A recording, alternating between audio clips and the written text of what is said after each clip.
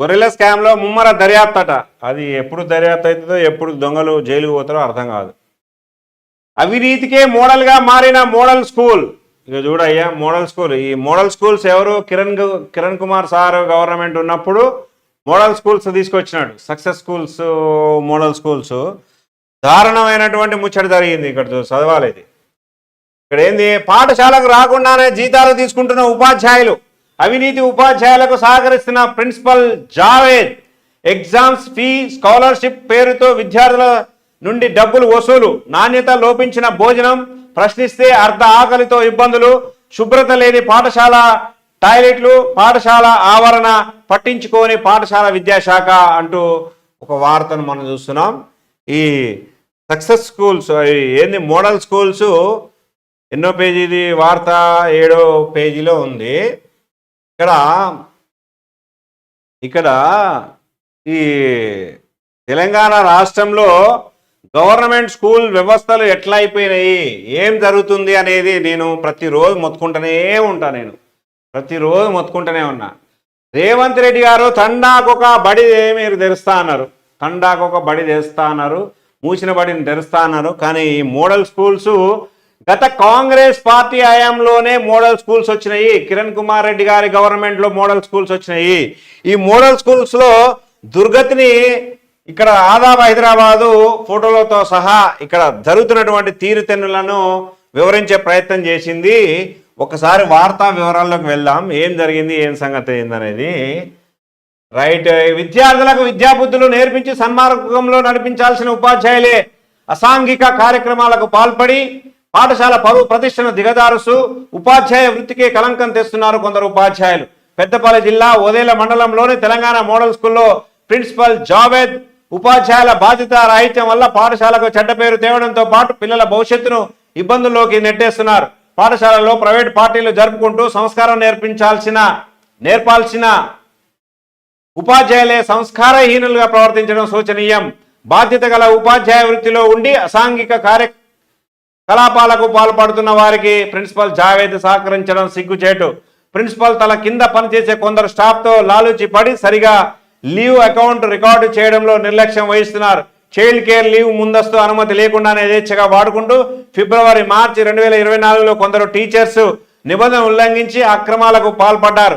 అలాగే గంటల వారీగా బోధించే ఉపాధ్యాయుల్లో ఒకరు జనవరి నెలలో 5 రోజులు, ఫిబ్రవరి 2024లో 2 రోజులు స్కూల్కి రాకున్నా ఫుల్ శాలరీ తీసుకున్నట్టు వొకేషనల్ టీచర్ ఫిబ్రవరి 2024లో వారం రోజులు స్కూల్కి రాకున్నా వేరే వాళ్ళతో అటెండెన్స్ రిజిస్టర్లో దొంగ సంతకాలు చేయించడం, అవుట్ సోర్సింగ్ ఉద్యోగులు రెగ్యులర్గా స్కూల్కి రాకున్నా వారి విధులు నిర్వర్తించకున్నా పీఈటీ కంప్యూటర్ ఆపరేటర్ రోజుల తరబడి టైంకి రాకున్నా వారిపై ఎలాంటి చర్యలు తీసుకోకుండా పూర్తి వేతనాలు చెల్లిస్తూ ప్రిన్సిపల్ ప్రేక్షక పాత్రలో ఉండడం పలు అనుమానాలకు తావిస్తుంది.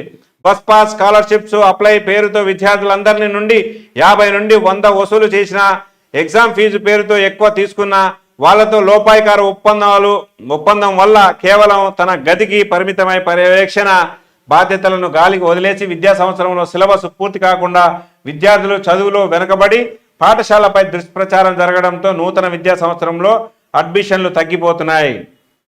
ఇక్కడ ఓవరాల్గా ఇది అంతా చదివినంతా మనకు ఎరుకనే. ఈ ఎరుకున్న ముచ్చటే ఇది. ఈ ఎరుకున్న ముచ్చటని మనం ఏం చేయాలి? దీన్ని కొత్త ప్రభుత్వము మీరు ప్రవేశపెట్టినటువంటి మోడల్ స్కూల్సే ఇవి. గత కాంగ్రెస్ పార్టీ హయాంలో వచ్చినటువంటి మోడల్ స్కూల్స్ స్థితిగతులు ఎలా ఉన్నాయి? ఇప్పుడు నేను చదివేదంతా అదే పరిస్థితి. అక్కడ మోడల్ స్కూల్స్ ఒక ప్రత్యేకమైనటువంటి స్థానాన్ని తీసుకొచ్చినాయి. ఇంటర్మీడియట్ వరకు అక్కడే హాస్టల్ ఫెసిలిటీ, అక్కడే స్కూల్స్ నడుస్తూ ఉన్నాయి. ఈ పరిస్థితులలో వివిధ వర్గాల ప్రజలు అందరూ చదువుతున్నటువంటి సందర్భంలో అక్కడ టాయిలెట్లు సరిగా ఉండవు, కాంపౌండ్ వాల్ సరిగా ఉండదు, అజ్ఞాత వ్యక్తులు లోపలికి ప్రవేశించడం, ఇవన్నీ జరుగుతున్నది ఒక ఎత్తు. ఈ టీచర్లు దీన్ని ఎంకరేజ్మెంట్ చేయడం మరొక ఎత్తు. ఈ ఉపాధ్యాయులు వీళ్ళకి ఏం పుట్టిందో ఏమో, జీతాలు వేలు దొబ్బు తింటున్నారు. ఇట్లాంటి సిచ్యువేషన్స్ జరుగుతున్నాయి. ఒక జగిత్యాల ఎక్కడ ఇది జరిగింది? పెద్దపల్లి జిల్లా ఓదేలాడ్ ఇక్కడ ఈ పెద్దపల్లి జిల్లా ఒకటే కాదు, రాష్ట్రం మొత్తం మీద అదే పరిస్థితి. ప్రభుత్వ పాఠశాలలు అంటేనే ఈ ఉపాధ్యాయులకు చులకన. ఎందుకంటే వీళ్ళ రిలేటివ్స్కి ప్రైవేట్ స్కూల్స్ ఉంటాయి మొత్తం. సో ఈ రకంగా వ్యవహారం జరుగుతూ ఉన్నది. కాబట్టి ప్రభుత్వం వెంటనే దీని మీద చర్య తీసుకోవాల్సినటువంటి అవసరం ఉన్నది. ఎనీవే ఈ మోడల్ స్కూళ్ళ వ్యవహారం మీద ఒక కమిటీ వేయాల్సినటువంటి అవసరం ఉన్నది. కమిటీ ఎప్పటికప్పుడు పర్యవేక్షణ చేయాల్సినటువంటి అవసరం ఉన్నది. విద్యలో ఎప్పుడైతే మనం కమిటీలు వేస్తూ పర్యవేక్షిస్తున్నటువంటి సందర్భంలో అనేక రకాలుగా విద్య అభ్యుదయానికి గురవుతుంది. దేశ పౌరులు దేశ అభ్యుదయం కోసం పాటుపడే అవకాశం ఉంటుంది. ఈనాటి వ్యవస్థలో ప్రభుత్వ పాఠశాలలో ఇదే పక్క జిల్లా జగిత్యాల జిల్లాట, అక్కడనేమో డ్రగ్స్ కలకలం, ఇక్కడనేమో ఇట్లా ఉంటే ఇంకా ఎవడు అలవాటు పడాడు చెప్పండి.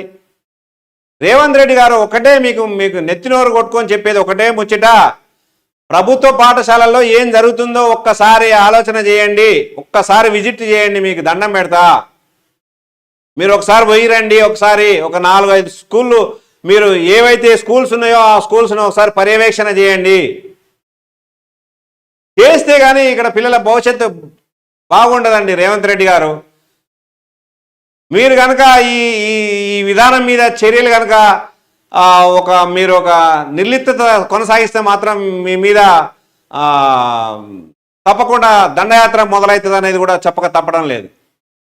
ఇది సీరియస్గా చెప్తున్నా నేను, ఇదేదో జోక్ చెప్తలేను. లేకపోతే ఎందుకంటే పిల్లల భవిష్యత్తు ఇది. ఇప్పుడు మీరు ఇలా నిన్న హోలీ పండుగ రోజు మీ మనవాడితోటి మంచిగా ఆడుకుంటున్నారు, కానీ అక్కడ పరిస్థితులు బాగాలేవు. అది మీరు మంచిగానే ఉంటారు, అందరు బాగానే ఉంటారు. మరి ఇక్కడ పేదోడు ఏ రకంగా ఉంటాడు, ఎట్ట చదువుకోవాలి, ఆడు ఏంది పరిస్థితి? డ్రగ్స్ కలకలం చేస్తున్నారు, అన్నీ అలవాటు చేస్తున్నారు. 8వ తరగతి అమ్మాయిలకి డ్రగ్స్ అలవాటు చేయించే సంస్కృతి తయారవుతున్నది. రేవంత్ రెడ్డి గారు గత ప్రభుత్వంలో ఇప్పటికే చాలా ఘోరాలు జరిగినాయి.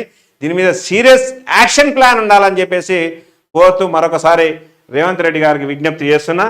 ఎనీవే ఈ మోడల్ స్కూళ్ళ మీద ఒక క్లారిటీ రావాల్సినటువంటి అవసరం ఉన్నది. ఇప్పటికైనా పాఠశాల విద్యాశాఖ ఈ అక్రమాల వ్యవహారం, పాఠశాల విద్యాశాఖ ఏం పట్టించుకోదు. బుర్ర వెంకటేశ్వర సార్ కూడా ఉన్నాడు, కానీ ఈ 26,000 పాఠశాలలు చూడాలంటే ఆయన నుంచి కూడా ఏమవుతుంది? కమిటీలు వేయండి, ఒక్కొక్క దానికి ఒక్కొక్క కమిటీ వేయండి. మీరేదో నిన్న మొన్న ఎస్ఎన్సీ కమిటీలు తీసేసి ఏదో మహిళల కంట కట్టిరట, అదేందో ముచ్చట నాకు అర్థం కావట్లే.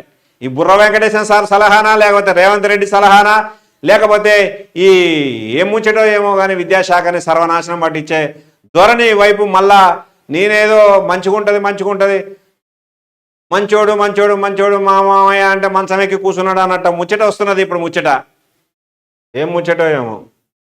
కొన్ని విషయాలలో మాత్రం సీరియస్గా ఉండాల్సినటువంటి అవసరం ఉన్నది రేవంత్ రెడ్డి గారు.